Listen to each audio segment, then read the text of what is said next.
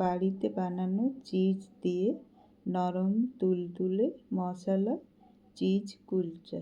এর জন্য আলু সিদ্ধ করে খোসা ছাড়িয়ে নেব।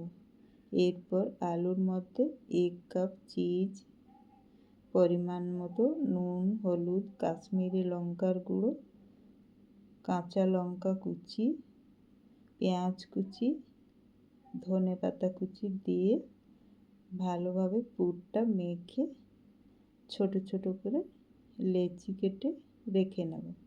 এরপর ময়দার মধ্যে নুন, চিনি, বেকিং সোডা, টক দই দিয়ে মেখে ছোট ছোট লেচি কেটে বানিয়ে রাখা পুর ভরে ওপরে কালো জিরে, ধনেপাতা দিয়ে গরম তাওয়ার মধ্যে দিয়ে ফুলে উঠলেই বাটার দিয়ে সেঁকে নেব।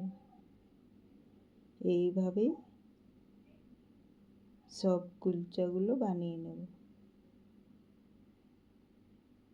ব্যাস, ফুলকো ফুলকো নরম তুলতুলে মশলা চিজ কুলচা রেডি।